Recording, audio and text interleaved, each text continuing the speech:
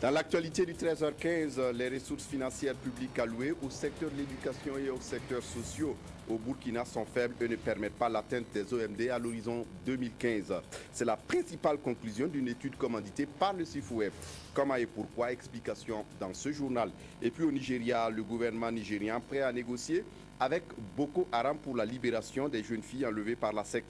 À ce jour, plusieurs d'entre elles ont été déjà identifiées. Invité de ce journal, Pascal Krakofi, directeur général du BNET, le Bureau national d'études techniques et de développement. Il vient nous parler de la place de l'expertise du bureau dans la coopération sud-sud. Monsieur Kofi, bonjour. Bonjour. Et merci de répondre à notre invitation. Mesdames, Messieurs, bonjour et ravi de vous retrouver. Mais pour commencer, le Premier ministre rend visite aux jeunes déficients visuels de l'APEBAM. Luc Adolphe Thiaw est allé s'imprégner des difficultés vécues dans le centre par les jeunes de l'association en quête de bien-être. Yolande Lompo.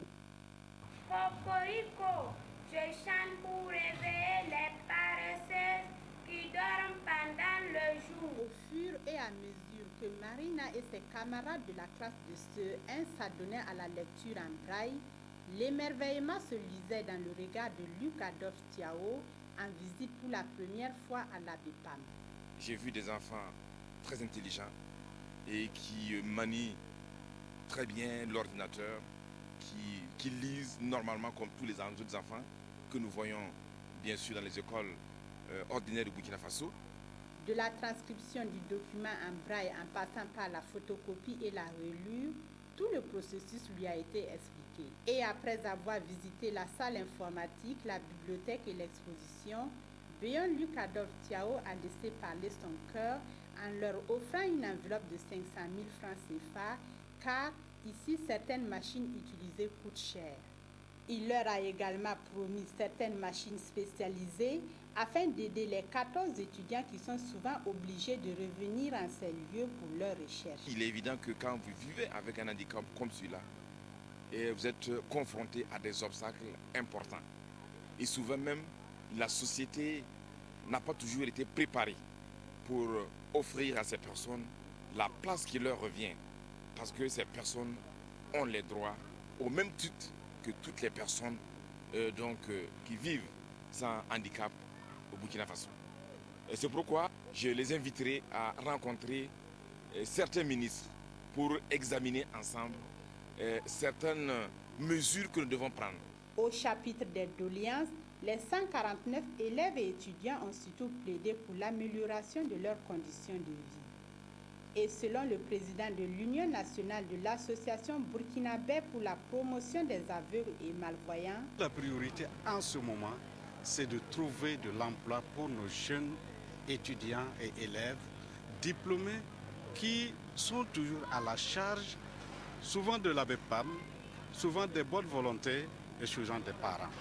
Chose qui ne favorise pas, en tout cas, la motivation et surtout l'ardeur au travail de leurs petits frères.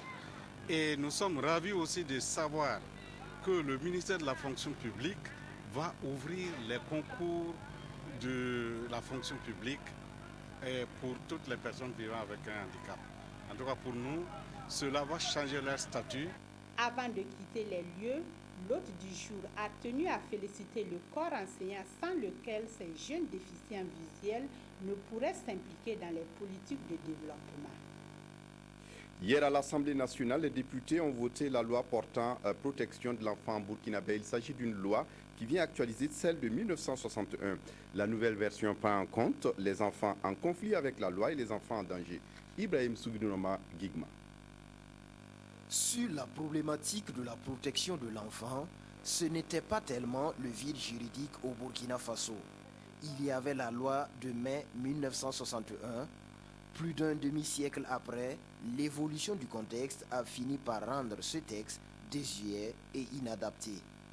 Le présent projet de loi, adopté à l'unanimité des 108 votants du jour, a d'abord fait l'objet de concertation à Koudgou en août 2007, à Kaya en juillet 2008, pour atterrir sur la table de l'Assemblée nationale après que des structures comme la Coalition au Burkina Faso pour les droits de l'enfant, COBUFAD, le réseau des parlementaires burkinabés pour la protection des droits de l'enfant, REPRODEN, ont été entendus. Résultat, la nouvelle version de la loi porte en soi plusieurs innovations. L'enfant, pendant l'enquête préliminaire, aura déjà droit à l'assistance d'un avocat. Nous pensons que cela est une avancée importante. Il y a également que ce texte a défini clairement la période avant laquelle l'enfant est considéré comme non responsable. La loi portant protection de l'enfant, adoptée ce jour, comporte 127 articles regroupés en 4 titres.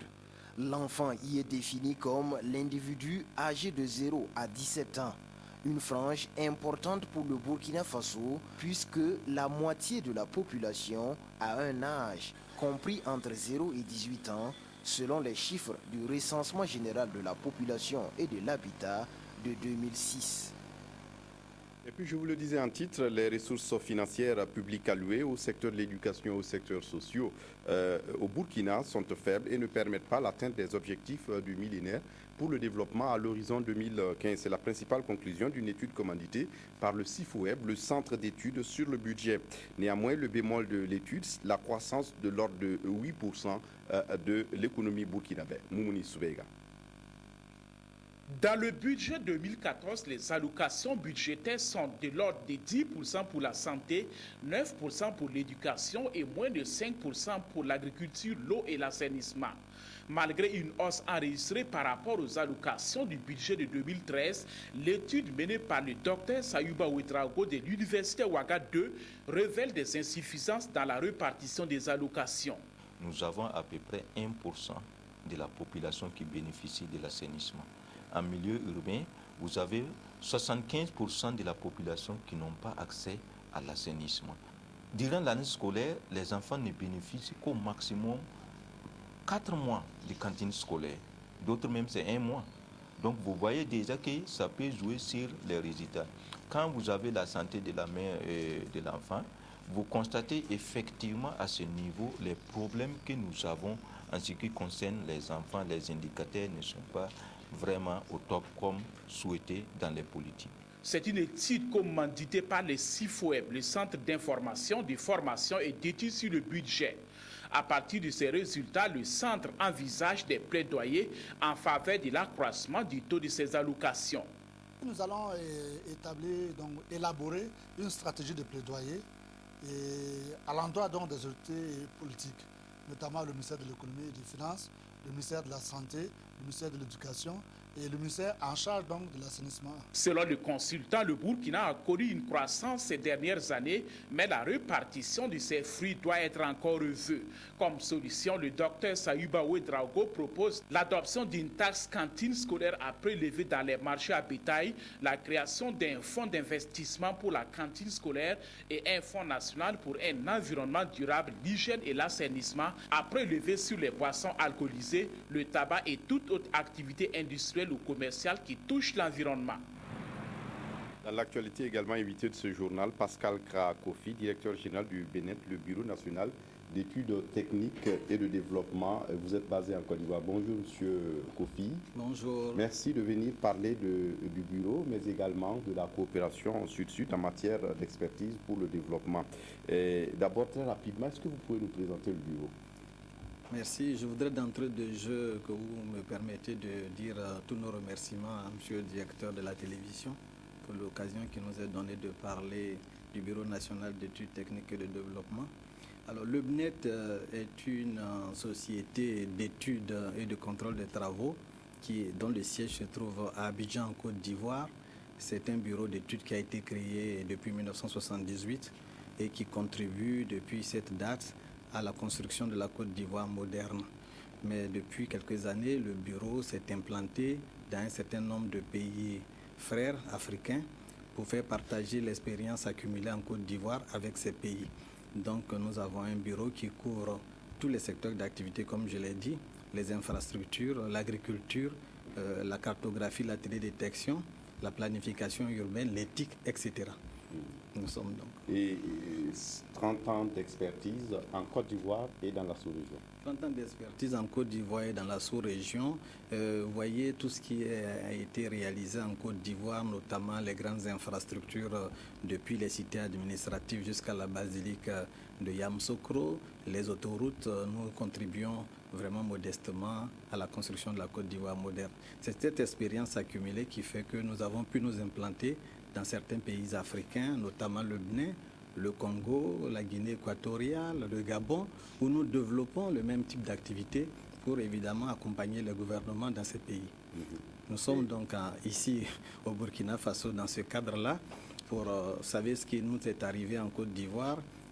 Nous sommes là pour dire aux autorités que tout cela est derrière nous et que le Bureau national d'études techniques et de développement est véritablement reconstitué et nous sommes venus évidemment proposer nos services pour accompagner le gouvernement dans son ambitieux programme de développement. Nous avons aussi évidemment tiré profit de la relance de l'accord des traités d'amitié et de coopération entre la Côte d'Ivoire et le Burkina Faso. Vous savez que nos deux présidents, son Excellence Alassane Ouattara et le président Blaise Compaoré, ont souhaité une relance vigoureuse de ce traité. Et donc nous qui sommes des structures techniques, nous avons le devoir d'être au devant et de rentrer en relation avec les structures techniques, les partenaires du Burkina, pour évidemment voir dans quelle mesure nous pouvons avancer sur le programme de développement de nos deux pays. C'est dans ce cadre que nous sommes là. Je dois aussi dire que nous avions déjà des relations d'affaires avec la commission de l'UEMOA, mais la situation avait fait que nous avions un peu levé le pied.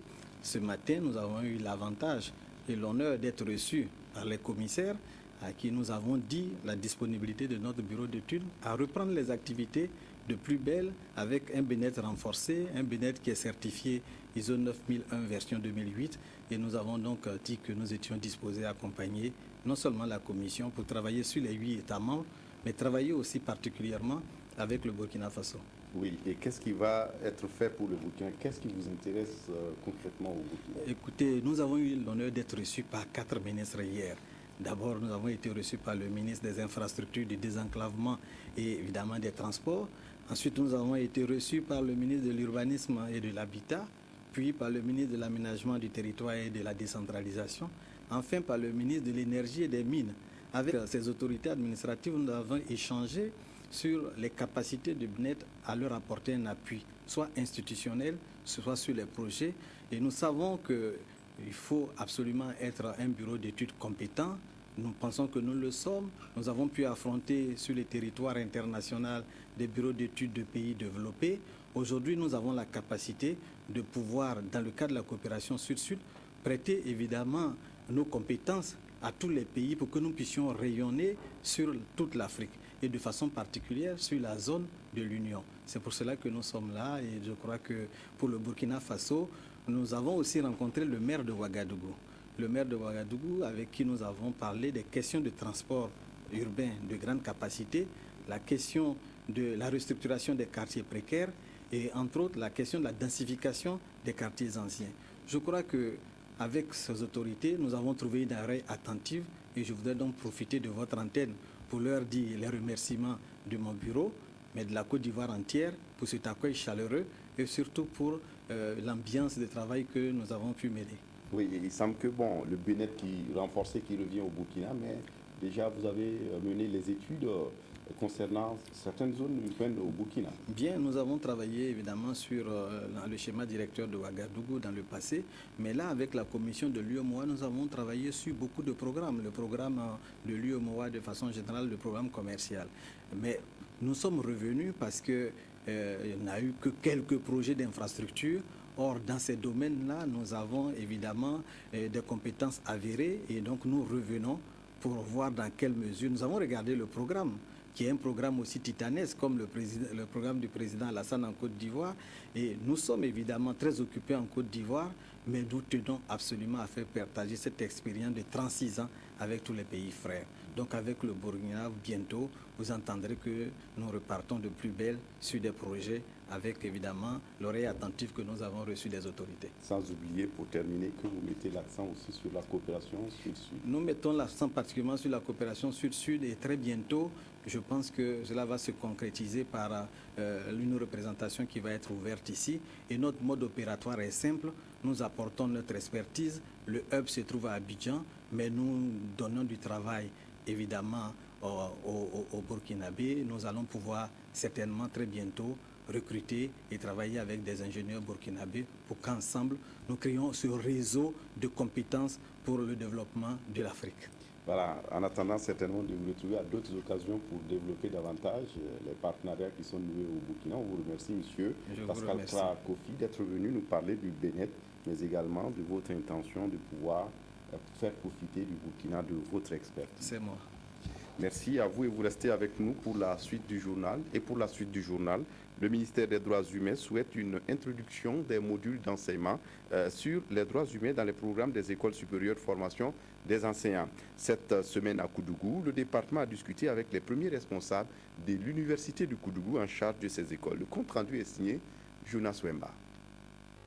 Après la rencontre d'échange entre le ministère des Droits humains et de la promotion civique et les 7 écoles nationales des enseignants du primaire, voici le tour de l'école normale supérieure de l'université de Koudougou. Ce cadre de discussion vise à trouver des mécanismes d'introduction des modules d'éducation aux droits humains dans le programme d'enseignement supérieur et universitaire. L'éducation nationale, c'est les maîtres qui dispensent, mais les encadreurs pédagogiques sont formés à l'université de Koudougou.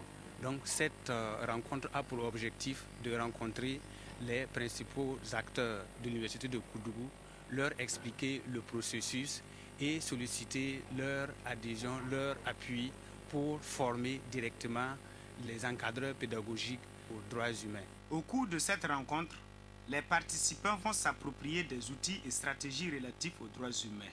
Ils vont également amender et adopter le programme de la session de 2014. Il y a non seulement l'éducation civique et morale, mais des disciplines comme le français, comme l'histoire, la géographie et d'autres disciplines d'éveil, par exemple, qui sont enseignées au niveau de l'école primaire, peuvent faire l'objet d'un savant dosage dans des aspects ponctuels où les thèmes sont abordés. Un thème en français peut par exemple être développé autour de l'éducation civique et morale et notamment autour de l'éducation des droits humains. Toutes ces journées de réflexion s'inscrivent dans la dynamique de renforcer les compétences des différents acteurs du monde éducatif dans le domaine des droits de l'homme. Et puis le ministre de la Communication, porte-parole du gouvernement, visite les médias privés à Ouagadougou et discute avec leurs responsables. Alain-Edouard Traoré promet à l'issue de ces rencontres instruire ses services à la réflexion sur comment prendre en compte les préoccupations soulevées dans les formulations des politiques de communication ici au Faso. Sylvestre Sieda. Le ministre de la Communication à la radio Diamouaga, dans la soirée de ce mardi 13 mai, est allé accompagner de ses collaborateurs découvrir ces médias de l'intérieur, connaître davantage les personnes qui l'animent et voir dans quelles conditions elles travaillent. Radio Diam est une radio qui n'est pas comme les autres radios, parce que c'est une radio qui se veut jeune, avec beaucoup de DJing, comme on le dit. Nous travaillons de manière spéciale et c'est beaucoup plus de musique que de paroles. Vous voyez, nous sommes aussi sur le plan spirituel très poussés, avec une émission qui cartonne assez, c'est Jésus est dans le secteur. Après la radio Diam, c'est au tour du journal Le Soir d'accueillir Alain-Edouard Traoré et son staff. Les discussions avec les travailleurs de ce quotidien d'information qui paraît tous les soirs ont constitué l'essentiel de la visite. Un face-à-face avec le ministre tutelle et l'occasion est belle pour partager avec lui certaines difficultés. Les préoccupations sont, comme je le disais, les questions de publicité de l'État. En général, c'est cela, parce que nous avons la subvention, quand bien même nous souhaitons qu'elle soit augmentée, mais en deux subventions, vous savez, il y a toujours des besoins de fonctionnement. Et pour le privé, notamment un quotidien comme le nôtre, il faut bien avoir des ressources pour fonctionner. Et c'est pourquoi la question de la publicité pour nous se pose avec acuité. Bon, au-delà de ça, il y a aussi le fait que la question de la dépénalisation aussi se pose.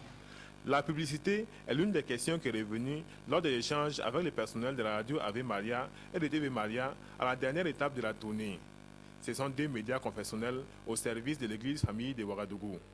La question des médias, ça demande un investissement et les ressources financières, comme vous savez, ce n'est pas toujours évident.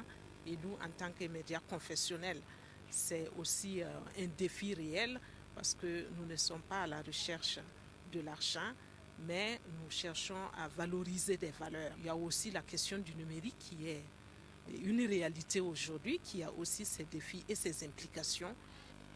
À chaque étape, le ministre de la Communication a pu se rendre compte des difficiles conditions de travail des personnels. Il a aussi mieux appréhendé les difficultés de ces médias qui ont pour nom manque de moyens et manque d'infrastructures. Le gouvernement a entrepris appuyer les médias et privés à travers un certain nombre d'actions fortes.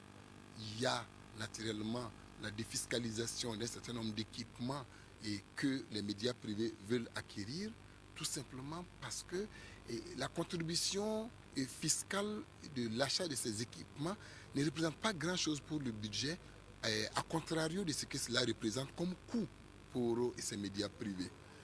Deuxièmement, le gouvernement a envisagé la création d'un fonds d'appui à la presse privée. En allant discuter avec ces 4 organes cet après-midi, nous sommes rendus compte qu'en fait, nous sommes sur la même longueur d'onde et que nous allons mieux, je dirais, adapter les décisions à prendre. Les différents patrons de presse se sont réjouis de cette visite qui traduit selon eux l'intérêt du ministère de la Communication vis-à-vis de leurs médias. Et puis le comité d'organisation des Prix Gallian 2014 vient d'être installé hier. Une cinquantaine de personnes composent le comité qui a la charge de réussir l'organisation de la nuit du communicateur prévue le 23 mai prochain. Zalissa Sanfo pour les détails. 6 commissions, une seule coordination, une équipe de 52 personnes, une seule mission, faire de la 17e nuit du communicateur une réussite.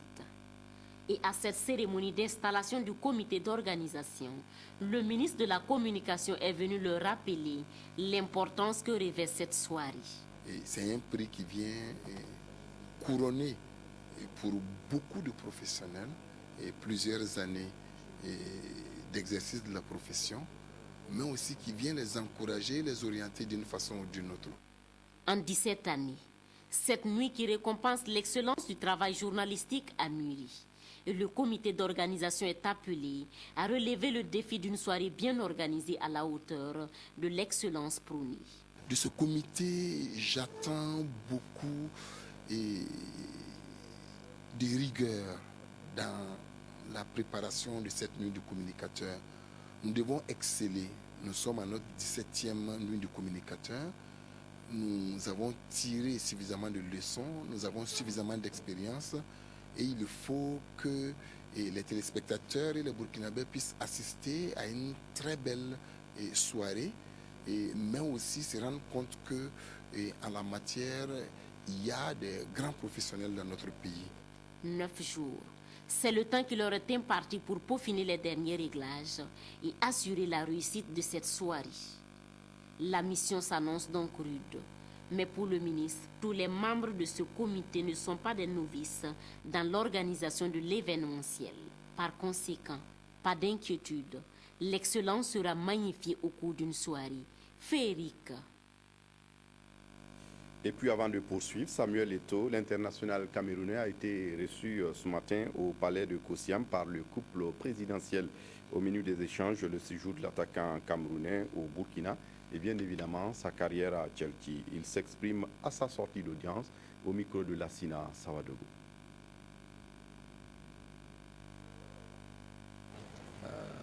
J'ai aussi voulu prendre de ses nouvelles et voilà. Et voilà, on sait que le président du Faso est un passionné de football. Il vous suit tous les week-ends la Premier League.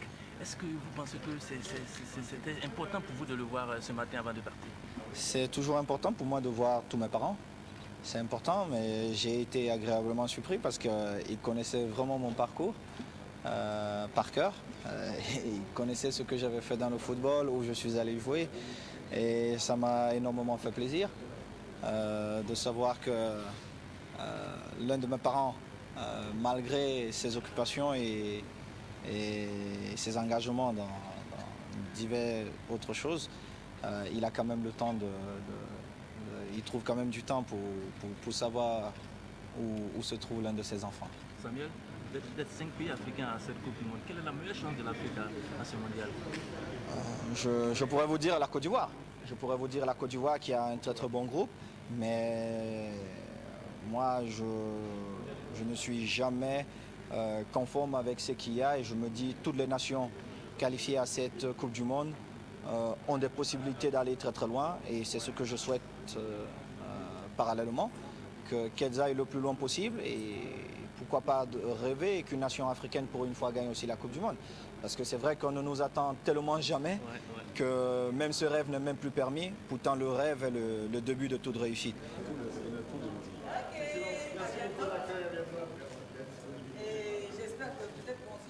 De cette information à propos du LASSO, la SOGEMAB, la Société de gestion de l'équipement et de la maintenance biomédicale, a procédé ce 8 mai dernier au lancement de l'opération de formation et de maintenance des équipements des structures médicales.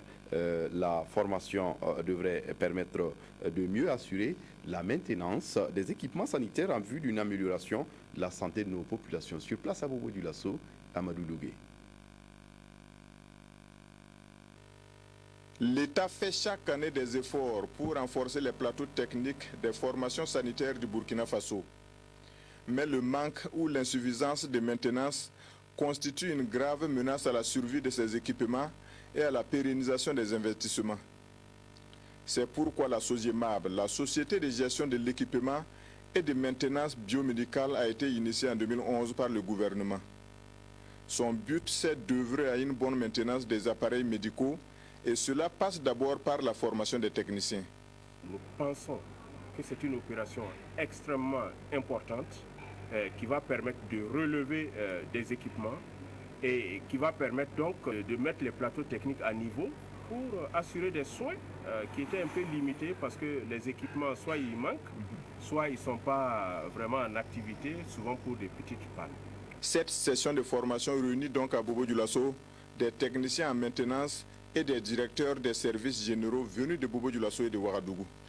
Entre théorie et pratique, ces participants seront formés par des experts suédois sur l'entretien des appareils médicaux tels que les stérilisateurs, les ventilateurs de réanimation, les couveuses pédiatriques et les stations d'anesthésie.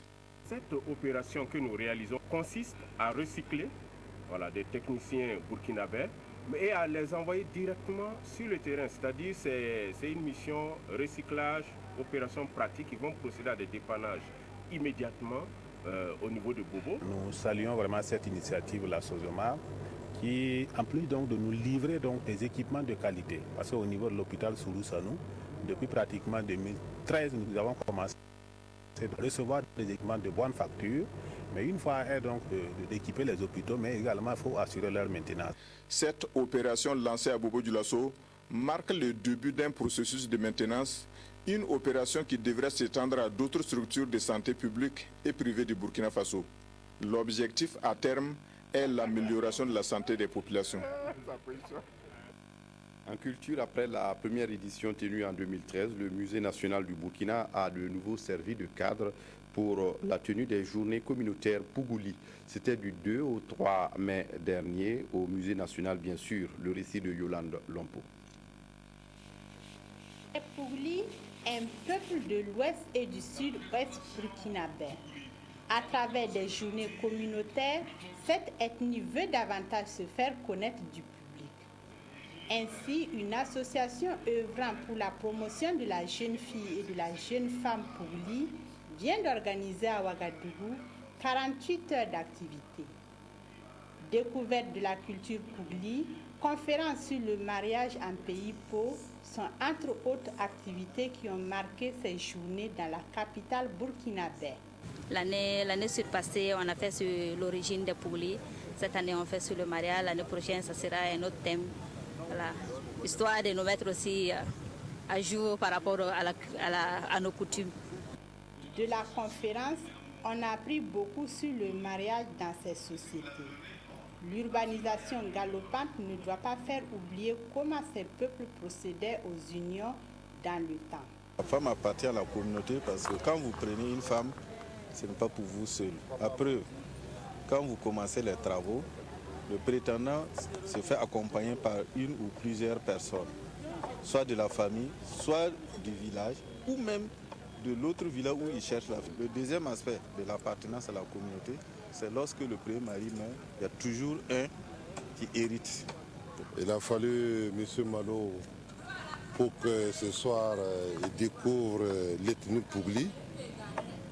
Comme lui me l'a dit, on ne dit pas Pougli mais Po. Nous, d'abord, tous ces termes, en tout cas, sont des termes étrangers à moi. L'ethnie Pougli est minoritaire au Burkina et répartie entre deux régions, les Hauts-Bassins et le Sud-Ouest. Au vu du succès de cette journée, les membres de la communauté et leurs alliés souhaitent rééditer l'événement. Et puis pour terminer, au Nigeria, le gouvernement nigérien prêt à négocier avec Boko Haram pour la libération des jeunes filles enlevées par la secte. À ce jour, plusieurs d'entre elles ont été déjà identifiées. Voilà, c'est tout pour ce journal. Merci de l'avoir suivi. Très bonne suite du programme sur la RTV. Au revoir.